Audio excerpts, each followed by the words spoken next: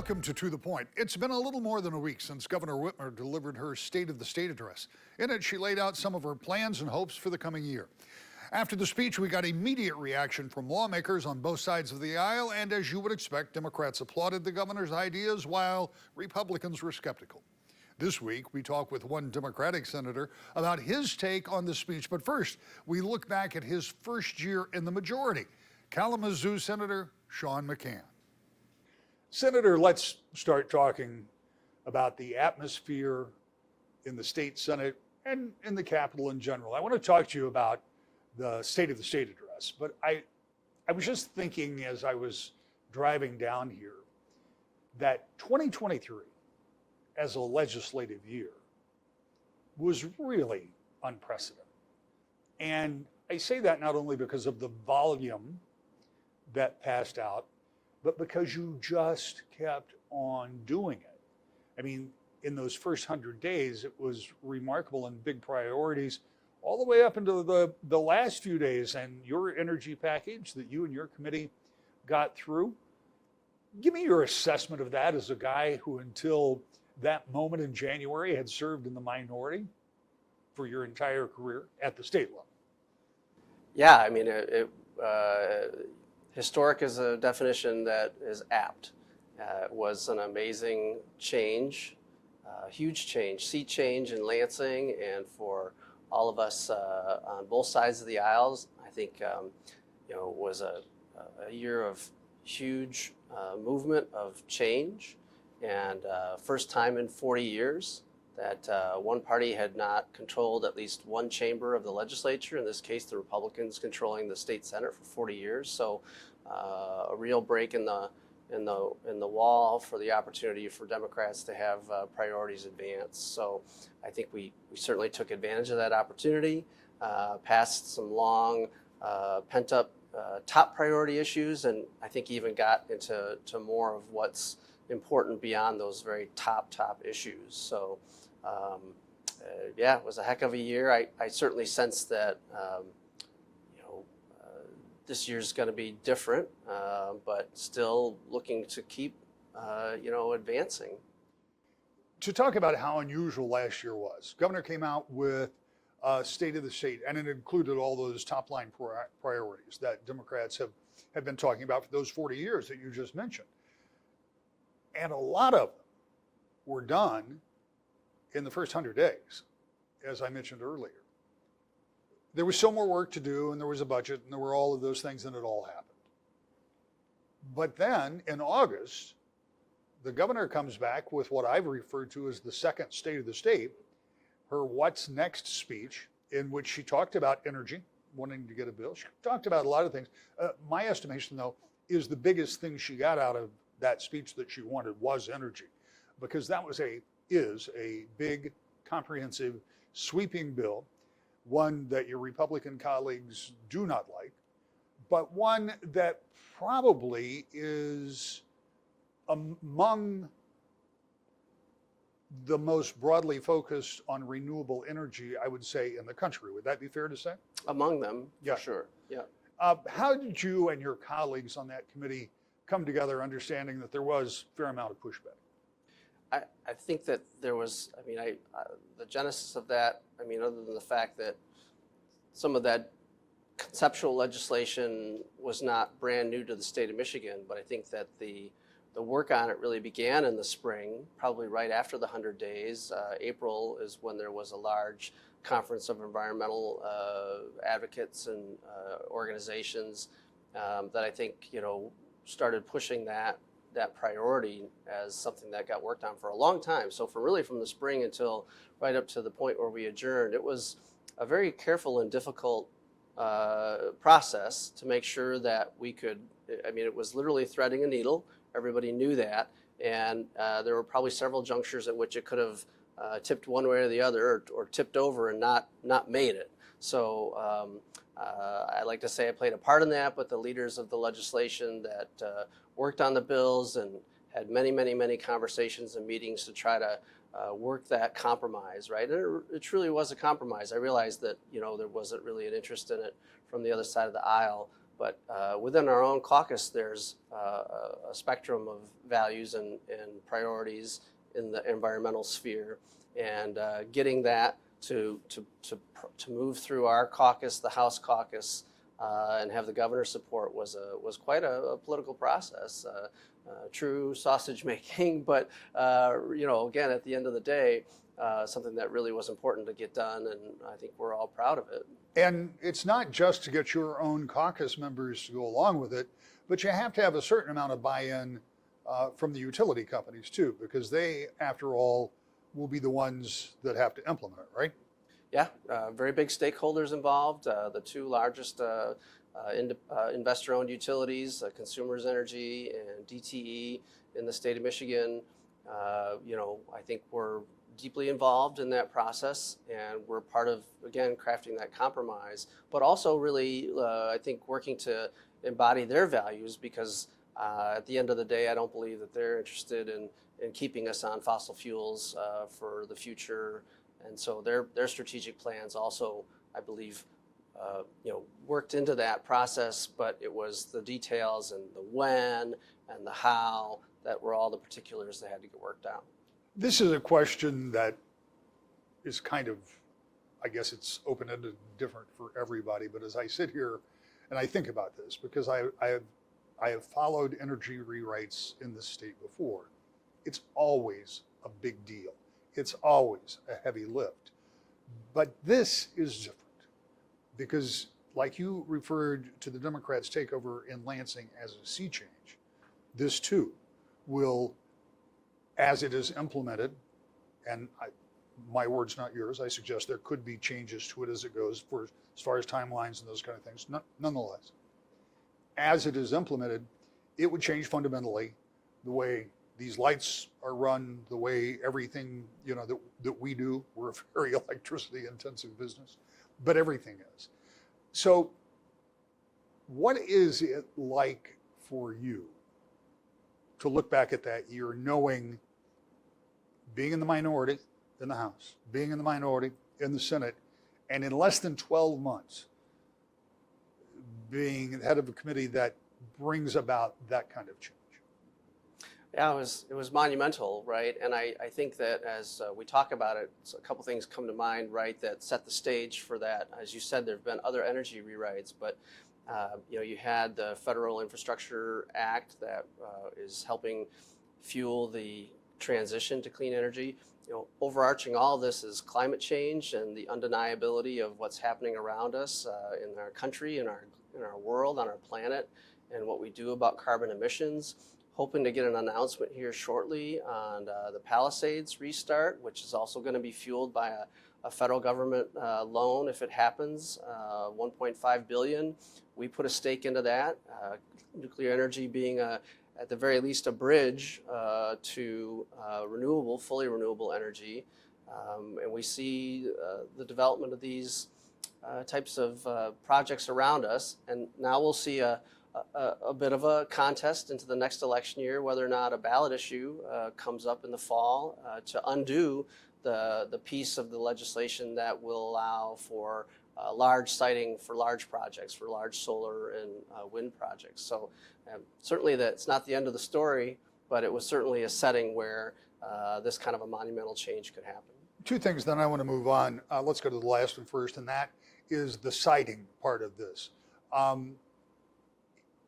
As I understand it, local zoning still plays a part and they can take a look. However, if I am a township supervisor, commissioner in some county, and we decide we do not want hundreds and hundreds of acres or whatever it would be, you can then go to the Public Service Commission, and that panel could override the local zoning boards. Is that fair to say? That's pretty close. I mean, the final outcome was that you can work with the township, and you have to work with the local township or entity all the way up through the process. But if then an unreasonable roadblock is put up at that point, then the Michigan Public Service Commission can implement something after they go through all of their tests, right? And this applies to already existing high voltage utility lines, gas and oil pipelines. They don't get to, they don't go around a township over their objections because it's national infrastructure and it's critical energy infrastructure. And to be clear, if there is, and it looks like there may be, a ballot initiative, that's all it would impact, would just be the site. It's not challenging the rest of the Energy Bureau, right? Right, but the siting is obviously a very key component in us reaching our renewable energy goals that we set in the other legislation. So it could be, I think it's going to be a real conversation if it gets to the ballot about sort of, where our values lie and how important it is to get off of carbon emissions. And one other thing you mentioned, you said Palisades, and I've been reading about that. There's been a lot in the news about it, and I've been getting a lot of emails about it.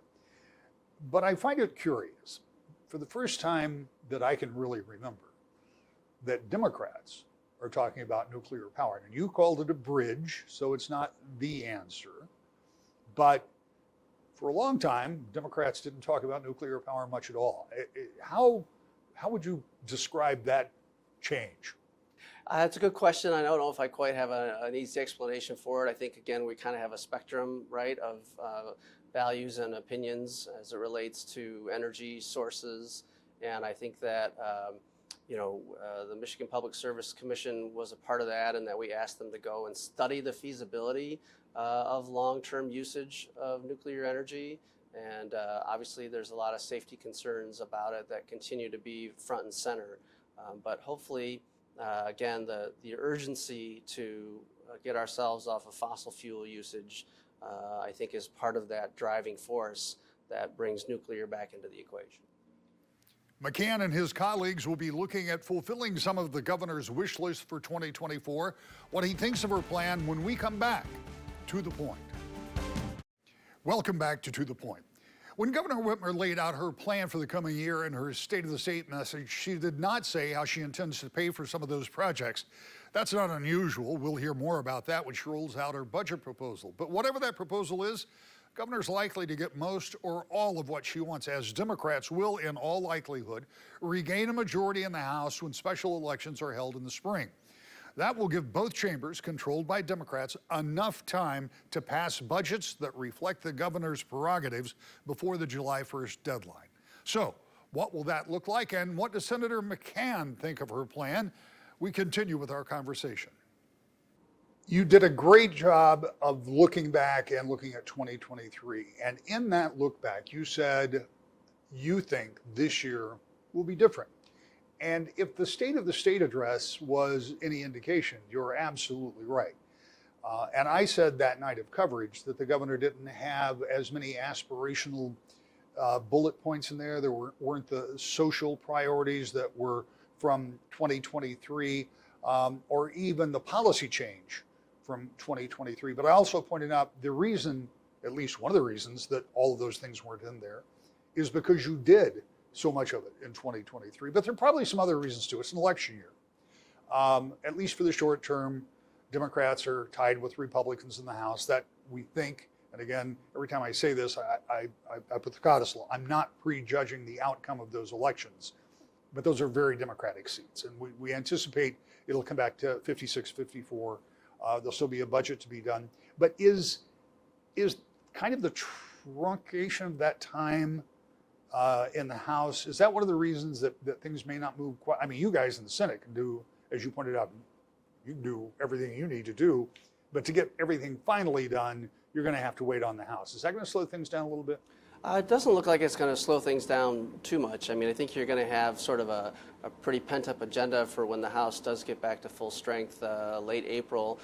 Still a couple months there before folks break for the summer, for their in-district work period, to hopefully take care of like all those stacked up things. And you've lived through many lame ducks, so you've seen the pace that the legislature can work at when it wants to and needs to. So I think that there'll be, as you say, otherwise, House committees are meeting and potentially advancing legislation. Senate's committees and the floor is advancing legislation. So I just think that probably a lot will will stack up. We're passing some bills that will have already been passed by the House. We're going to advance some bills that have already been passed by the House, and those, if they're not changed, can go right to the governor's desk. So the reality is leadership is still there in Lansing from the Senate and the House.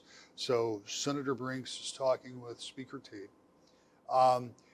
The appropriations chairs are both there, and they're talking back and forth about what the possibilities are between the two chambers.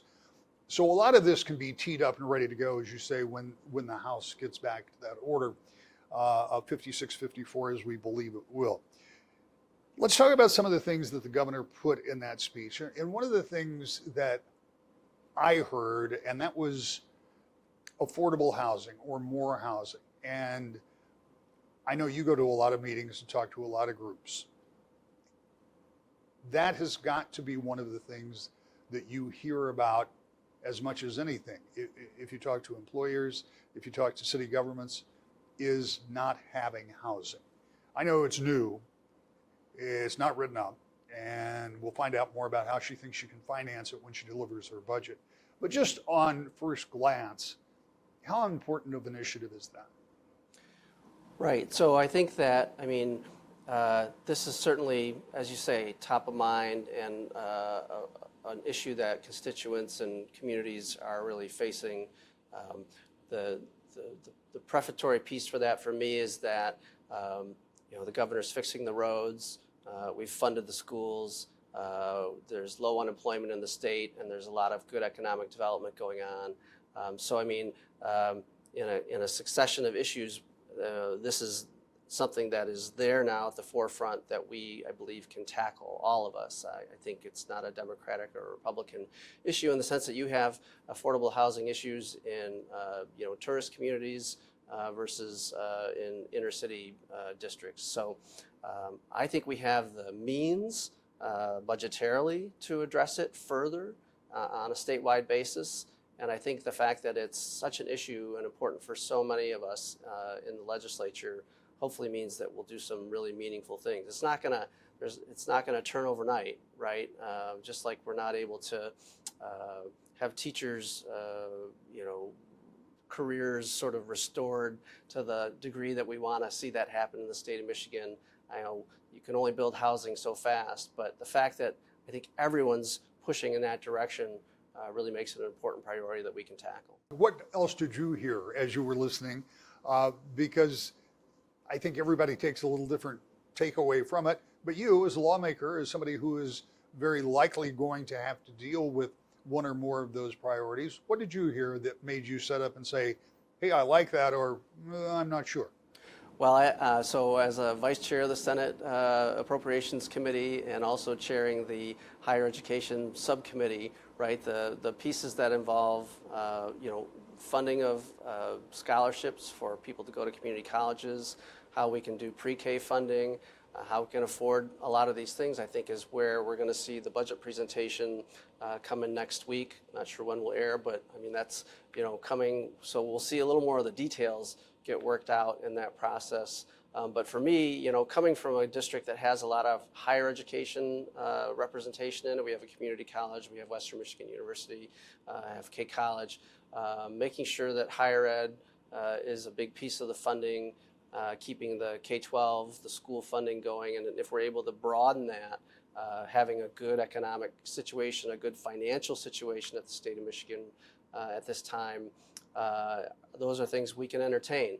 I can tell you that certainly there's a notion that we need to make sure that our economic situation and our budget situation is sustainable, right? So, but we're in a good spot right now, funded the Budget Stabilization Fund, or our rainy day fund. Things are not in a deficit cutting dynamic, but they're not quite the same as they were with the amount of American Rescue Plan dollars that we had on hand last year. Well, the fact of the matter is that rainy day fund that you spoke of is funded, I think, at the highest level it has been.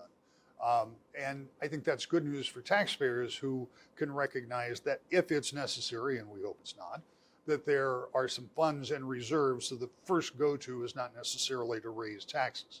But secondarily, when it comes to sustainability, I'm sure I've asked you, and I've asked everybody I've talked to, you had $9 billion, and that money we are told, and I think it looks like on paper, went pretty much to one-time projects that are not going to have to be funded again, though there are projects out there no doubt people would like to see funded in perpetuity. So there is that. But you're going to rely almost exclusively on revenues coming in this year. Obviously, you get the big, for people who aren't particularly familiar with the budget, Health and Human Services is the biggest chunk, and much of that is pass-through money from the federal government. Everything else pretty much comes from state coffers. There's federal components and all of that. Revenue estimating conferences look better than they thought they would. And if that keeps up, you feel like this year you can stay at the same levels and make the increases that you want to, maybe even something like a $1.4 billion expenditure into housing? I think we'll have to see how everything lands, what the price tag is to do everything that we want to do. But as you pointed out, and I'm happy to be quick to mention, this has all been done without tax increases. Another thing that's looming out there, right, the governor is using bonding, right, for our road infrastructure bridge repair. But there's also a group of people that are looking at how do we fund road repairs long term, because the bonding is only going to go so far. You are going to have to sustain our infrastructure over a long time. As more electric vehicles come on, less gas tax revenue. So your main question, again, we won't probably be in the position to do the kind of scope of one-time projects that we did, but I think the picture looks pretty good, and we'll sort of see what the price tags are on the initiatives. Well, the governor, as you pointed out, bonded at the early part of this of her first term, and has continued and is pulling down some more of that money, but that money has to be paid back. So not only do you have to find a way to pay back that money, but you also have to find continuing road funds. And you said earlier that you wanted to make sure that you checked off the boxes. Are we fixing the roads? Are we doing all of the other things we wanted to do? It would be hard to argue for anybody that's driven in the state of Michigan that you're not working on the roads. I left early today because I wasn't sure if there would be a road project, because they're still working. It would also be hard to argue that the roads are anywhere near where we want them to be. That sounds like a big price tag going forward. Do we have any idea how much? Is there how much do we have to spend to fix the roads? Well, if you ask that question, you'll get a pretty high answer. I think I've seen some groups suggest it's $9 billion a year ongoing just to keep roads at a B plus level, something like that. I think that's always the nature of what people need to do, right? Is to sort of say, well, if we had our ideal set of circumstances, this is what we want. But I think those things tend to get tempered in the reality of the possibilities when we face, real dollars and cents questions for the state. So I'm looking forward to that conversation. I know it won't be an easy one, but these are the kind of issues we sign up to tackle. Next week, a look at the governor's plan from the Republican viewpoint, no doubt considerably different than the one we heard on this program. It's all next time. To the point.